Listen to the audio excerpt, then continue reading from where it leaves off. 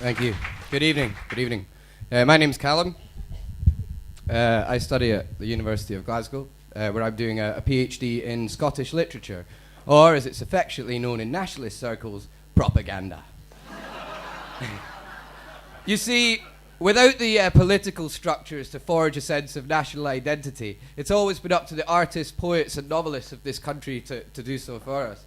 And there's few, in fact there are none, that have contributed as much to our sense of Scottishness as a certain Ayrshire poet. Any ideas who? Jimmy Cobb. The most famous poet in the history of Scotland? Yes, thank you. Robert Burns, Rabbie, Big Rab, the great Scotch bard, the ploughman poet, Scotland's favourite son, Captain Caledonia, Scribbler of the Glen, bardic rapscallion of the untamed north, Mr. Unit, and Poetry Man, to name but a few of his endearing epithets. Now, in a bid to whip you into a nationalistic frenzy, I'm going to begin my set this evening by reciting one of Burns' most famous and best love poems, that ode to our national dish, addressed to a haggis. But Scotland has changed a lot since Burns' day, so I'm going to supplement the original Scots poem with my own all-new contemporary English translation, designed to stir your blood and bring fresh colour to this rich and historic debate. So, addressed to a haggis. Fair fa your honest sonsy face, great chieftain o' the puddin' race, aboon the ma attack your place, painch, tripe or thairm. Weel are ye worthy o' a grace as lang's my airm. Fair and full is your honest plump face, master of all non-specific sub-premium meat products. No other non-specific sub-premium meat product compares to your tastiness, regardless of which part of the digestive system it has been harvested from. Therefore, you are most worthy of this poem, which is quite ridiculously long given the subject matter. And it really is quite long, so I'll just give you an excerpt this evening.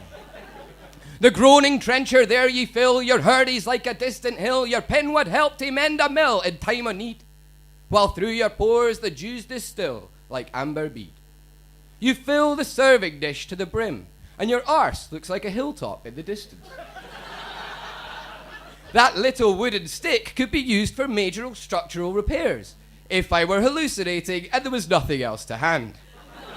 While unidentifiable liquids ooze about you, resembling the whiskey that I've already drunk half a bottle of.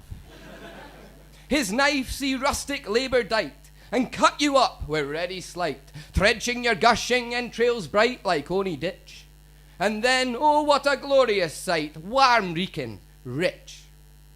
Watch and marvel as a man, so drunk he could barely stand up, attempts to clean a knife, and stabs at you wildly with the least of precision, eventually making a gash in your nondescript innards like a makeshift latrine in the woods.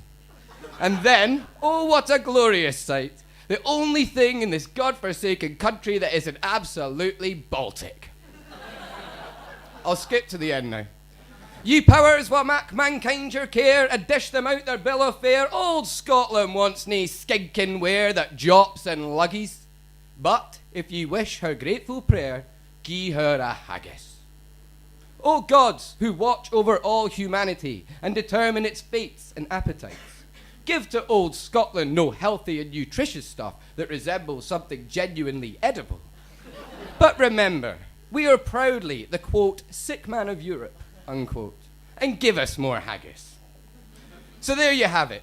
You may have noticed that my translation was partly a riposte to Alex Salmond and the SNP, because I'm sick of them harping on about how sick we all are as an excuse for their Calvinistic licensing laws. Frankly, we're not sick, we're normal. The rest of Europe is just on some mad health kick.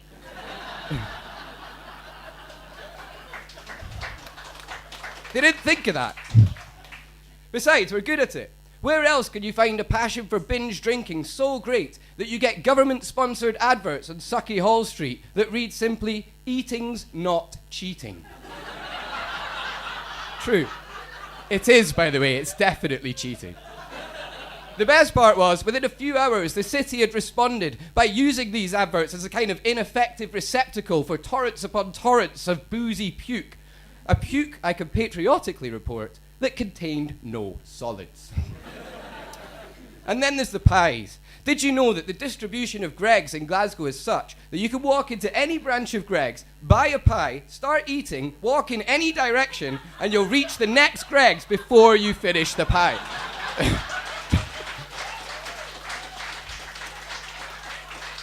I've actually invented a game where you have to get from one side of the city to the other, constantly masticating.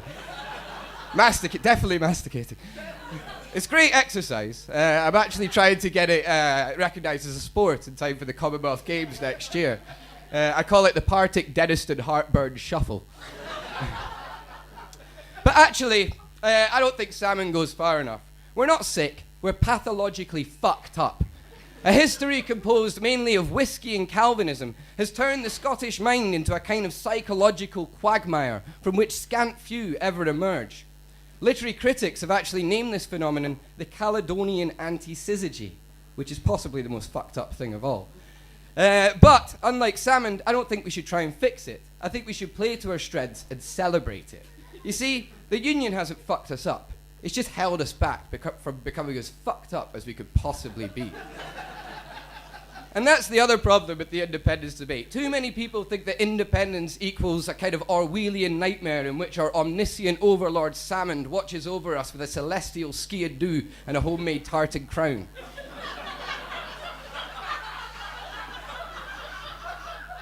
Actually, Salmond is just our designated driver on a journey with no return trip.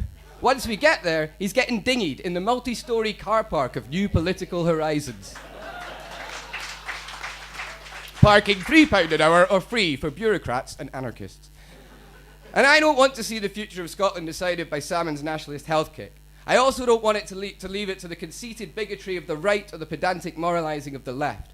So I've started my own political party, entitled the Optimistic and Hedonistic Fucked Up Caledonian Collective Advocating Yes to Everything Party. Or, to give its abbreviated title, the Oh Fuck Aye Party. Collective is spelt with a K, by the way. That's because we're so radical.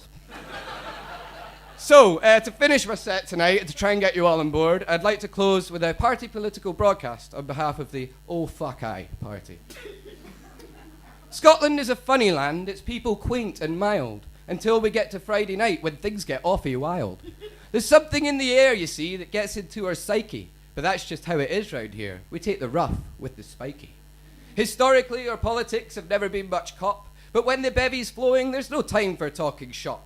And yet this time next year, we have to make a big decision. I'd rather be in the boozer too, but wait, I have a vision. An independent Scotland with a brain is made of whiskey. Just simply stick your tongue out, you'll be reeking in a jiffy. And after the rain in a saltire sky, a sozzled sun will shine. From Kelso up to Lerwick we'll be towing the party lines. The pipes will play to banging beats, we'll dance into a frenzy, and we'll get rid of that voice on the ScotRail train that when you're trying to kip says, Lindsay.